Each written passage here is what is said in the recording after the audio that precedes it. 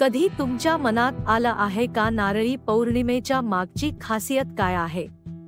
कोकणातील एका लहानशा गावात नारळी पौर्णिमेची जय्यत तयारी सुरू होती. सागराच्या लाटांमध्ये झुलणारी ती नीरव रात्र अनंत सौंदर्याने न्हाऊन निघाली होती. लहान थोर सगळे जण या विशेष दिवशी समुद्राला नारळ वाहण्याची परंपरा पुढे चालवत होते.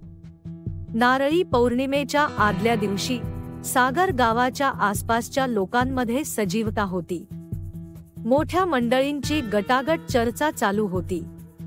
त्यातच कोकणातील खास पोह्यांचे फराळ, नारळाच्या मिठाईच्या तयारीची लगबग चालू होती. महिलांच्या हळदी कुंकूचे खेळ रंगत होते. नारळी पौर्णिमा हा नुसता सण नाही तर आपल्या संस्कृतीचे प्रतिबिंब आहे. या अद्भुत परंपरांचे साक्षीदार व्हायचे असेल तर नक्की पहा. अशाच आणखीचे होते. सर्व गावकरी एकत्र जमले आणि सण साजरा करण्यास सज्ज झाले. सागराच्या लाटांचा आवाज आणि वायाची शांत हुंदड लख होते.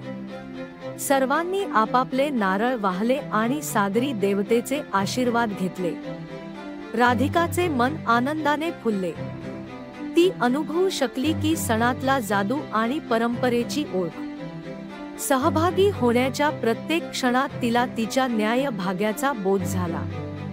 या उत्सवानंतर राधिकाच्या मनात सागरी देवतेबद्दल अधिक आदर वाढला. ती ठरवते की दरवर्षी हा पर्व साजरा करणार. सर्व मित्रमंडळी आणि जवळचे व्यक्ती तिच्याशी सहमती दाखवतील. संपूर्ण गावाने एकत्र येऊन हा सण साजरा केला आणि सगळ्यांनी एकमेकांशी आनंद वाटला.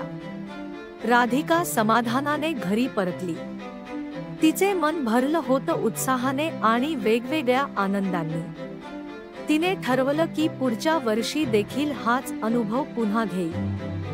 या अशा परंपरांनी तिचे जीवन खूप समृद्ध केलं आहे. ही विशेष माहितीला भेट देण्यासाठी सबस्क्राइब करा.